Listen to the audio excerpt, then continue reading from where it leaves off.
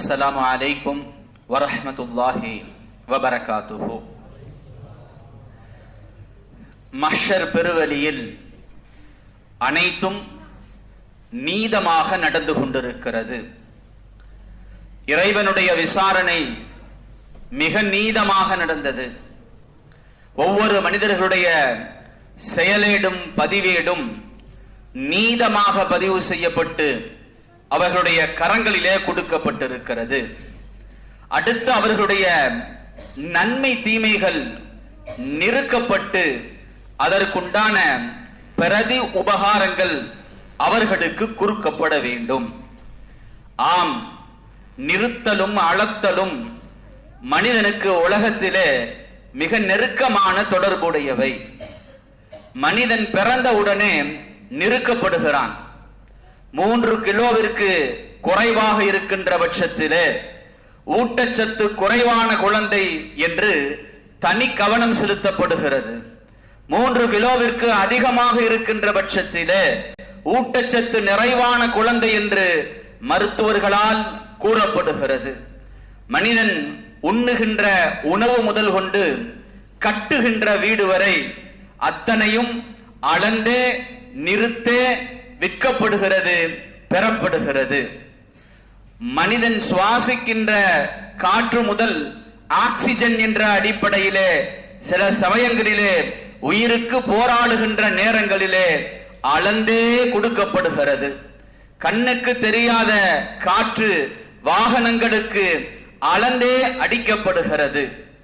தண்ணீர் பாட்டில்களிலே நிறுத்து 1/2 litre 1 litre 300 ml என்பதாக நிறுத்தே விற்கப்படுகிறது, வாங்கப்படுகிறது.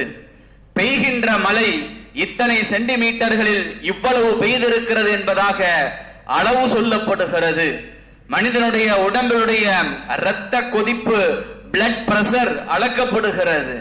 மனிதனுடைய இதய துடிப்பு அளக்கப்படுகிறது. மனிதனுடைய எல்லா நிகழ்வுகளும் நிறுக்கப்படுகிறது, அளக்கப்படுகிறது. அவனுடைய பல்ஸ் அது நிறுக்கப்படுகிறது, அளக்கப்படுகிறது. மனிதனுடைய எல்லா காரியங்களும் நிறுக்கப்படுகிறது, அளக்கப்படுகிறது. மிக அதிகமான பணம் கொடுத்து குறைவாக வாங்குகின்ற தங்கமும், மிக குறைவான பணம் கொடுத்து அதிகமாக வாங்கப்படுகின்ற உப்பும் நிறுத்தே அளந்தே வாங்கப்படுகிறது. மனிதன் தங்குவதற்காக ஏற்பாடு செய்யும் வீடும் அளந்தே இடங்கள் வாங்கப்படுகிறது, அளந்தே வீடு கட்டப்படுகிறது. மனிதன் இறந்ததற்கு பிறகு அடக்கம் செய்யும் கபரும் அளந்தே வெட்டப்படுகிறது, 6 அடி என்பதாக. ஆக மனிதனோடு மிக நெருங்கிய தொடர்புடைய அந்த நிறுத்தலும் அளத்தலும் கியாமத்திலும் அவனுடைய அமல்களை செயல்களை நிறுப்பதற்காக அங்கு நிறுவப்படும். வல் வஸ்னு யௌமைதினில் ஹக். அன்றைய நாளிலே அமல்களை செயல்களை நிறுத்தல் என்பது உண்மையானது, சத்தியமானது என்று அல்லாஹ் குர்ஆனிலே கூறுவான். நிச்சயமாக சத்தியமாக நம்முடைய எல்லா செயல்களும் அன்றைய நாள் நிறுக்கப்படும், அளக்கப்படும், தராசுகளிலே வைக்கப்படும். நீதி தராசு அங்கு நிறுவப்படும். அல்லாஹ் மற்றொரு இடத்திலே வனல்உல் மவாஸீனல் கிஸ்த் என்று சொல்லுவான். தராசுகள் அன்றைய நாளிலே மிக நீதமாக கொண்டு வந்து வைக்கப்படும். நாம் வைப்போம். ஆம், தராசு என்பது உண்டு, மீசான் என்பது உண்டு, அதுவும் நீதமான தராசு. ஃபலா துதிமு மின்ஹு ஷைஆ, யாருக்கும் துளியளவும் அநியாயம் செய்யப்படாத தராசு. வைந்தகு மிஸ்கால ஹப்பத்தின் மின் ஹர்தலின், அணு அளவு எதை செய்திருந்தாலும் அதைனாபிகா, நாம் அவைகளை கொண்டு வந்து விடுவோம். ஆக கியாமத்து நாளையிலே நிறுக்கப்படுகின்ற தராசு நிறுவப்படும். அது உண்மையானது, அது சத்தியமானது, அதுவும் நீதமாக அளவிடப்படும். அதுவும் எந்த ஒரு அநியாயம் செய்யப்படாமல் நிறுவப்படும். அதுவும் உலகத்திலே செய்த எந்த ஒரு காரியமும் விடுபடாமல் கொண்டு வந்து நிறுக்கப்படும். எந்த அளவுக்கு ஆயிஷா ரலியல்லாஹு தஆலா அன்ஹா அவர்கள் சொல்லுவார்கள், நபி ஸல்லல்லாஹு அலைஹி வஸல்லம் இடத்திலே ஒரு மனிதர் வந்தார். யா ரசூலல்லாஹ், என்னிடத்திலே சில அடிமைகள் இருக்கிறார்கள், அவர்களிடத்திலே பொய் சொல்லுகிறார்கள், அவர்கள் என்னை ஏமாற்றுகிறார்கள், அதனால் நான் கோபம் ஏற்பட்டு அவர்களை திட்டுகிறேன், அடிக்கிறேன், இது சரியான செயலா யா ரசூலல்லாஹ் என்று ஒரு சஹாபி கேட்கிறார். நபி ஸல்லல்லாஹு அலைஹி வஸல்லம் அவர்கள் கூறினார்கள், நாளை கியாமத்து நாளையிலே உன்னுடைய அடிமைகள் செய்த அந்த பொய்யும் அந்த ஏமாற்று காரியமும் நீ அவர்களை அடித்ததும் தராசிலே நிறுக்கப்படும். அவர்கள் செய்த ஏமாற்று வேலையை விடவும் அவர்கள் சொன்ன பொய்களை விடவும் உன்னுடைய கண்டிப்பும் உன்னுடைய திட்டுதலும் உன்னுடைய அடித்தலும் குறைவாக இருக்குமேயானால் உனக்கு எந்த விதமான இடையூறும் இல்லை. அந்த அடித்தலும் அந்த திட்டுதலும் அவர்களுடைய ஏமாற்று வேலைக்கு சமமாக இருக்குமேயானால் அதுவும் பிரச்சனை இல்லை. ஆனால் உன்னுடைய அடித்தலும் உன்னுடைய திட்டுதலும் அவர்களுடைய பொய்யையும் ஏமாற்று வேலையும் விட அதிகமாக இருக்குமேயானால் நிச்சயமாக நீ அந்த அதிகத்திற்காக வேண்டி தண்டிக்கப்படுவாய் என ரசூலுல்லாஹி ஸல்லல்லாஹு அலைஹி வஸல்லம் அவர்கள் கூறிய உடனே அந்த மனிதர் அழ ஆரம்பித்து விடுகிறார். நபி ஸல்லல்லாஹு அலைஹி வஸல்லம் அவர்கள், இவருக்கு என்ன ஆனது? குர்ஆனுடைய திருவசனத்தை இவர் ஓதவில்லையா?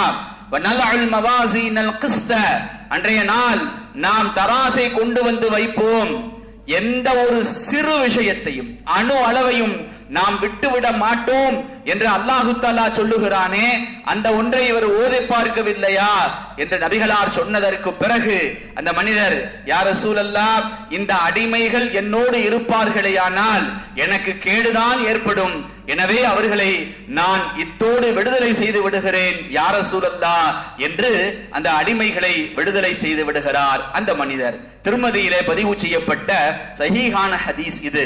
ஆக கண்ணியத்திற்குரியவர்களே, கியாமத்து நாளையிலே மஹ்ஷர் பெருவெளியிலே நம்முடைய அமல்கள் நிற்பதற்காக கொண்டு வரப்படுகின்ற அந்த தராசிலே உலகிலே நாம் செய்த அணுவளவு காரியமும் விடுபட்டு விடாது.